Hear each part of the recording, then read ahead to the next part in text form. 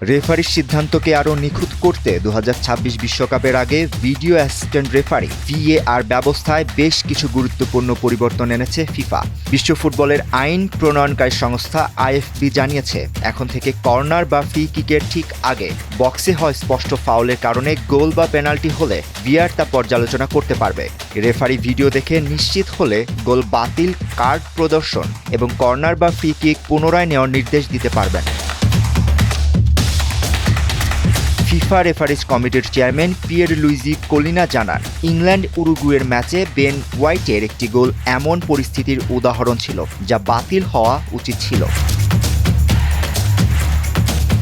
এছাড়া ভুলভাবে দেওয়া দ্বিতীয় হলুদ কার্ডের ফলে লাল কার্ড দেখানো হলে বা ভুল খেলোয়াড়কে দ্বিতীয় হলুদ কার্ড দেখানো হলে সেটিও VAR পর্যালোচনা করতে পারবে। প্রয়োজন হলে কর্নার ও গোল কিক সিদ্ধান্ত ভুল হলেও হস্তক্ষেপ করা হবে। খেলোয়াড়দের আচরণ নিয়ন্ত্রণেও নতুন নির্দেশনা দিয়েছে ফিফা। হাত, বাহু বা জার্সি দিয়ে মুখ ঢেকে গোপন বা উত্তেজনাপূর্ণ যোগাযোগের চেষ্টা করলে রেফারিরা বিষয়টি গুরুত্বের সঙ্গে দেখবেন। প্রয়োজনে লাল কার্ডও দেখাতে পারবেন। ইনজুরিকে অজুহাত হিসেবে ব্যবহার করে খেলার গতি নষ্ট করা বা চিকিৎসার সময় ট্যাকটিক্যাল টাইম আউট নেওয়ার প্রবণতাও বন্ধ করতে চায় ফিফা, যদিও এই বিষয়ে এখনও নির্দিষ্ট শাস্তি নির্ধারণ করা হয়নি।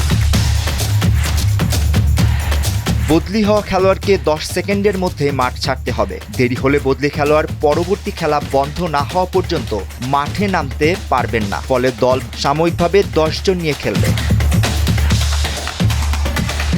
রেফারির সিদ্ধান্তের প্রতিবাদে খেলোয়াড় বা কর্মকর্তা মাঠ ছাড়লে বা ছাড়তে উৎসাহিত করলে লাল কার্ড দেওয়া হবে এবং ম্যাচ পরিত্যক্ত হলে ওই দল পরাজিত গণ্য হবে। এছাড়া গোলরক্ষকদের বল ছাড়তে এখন 8 সেকেন্ড সময় দেওয়া হবে, যা আগে ছিল 6 সেকেন্ড। শেষ 5 সেকেন্ডে রেফারির হাতের ইশারায় কাউন্টডাউন দেখাবেন। গোলকিক বা থ্রোইনে অতিরিক্ত দেরি করলে দল বলের দখল হারাতে পারে।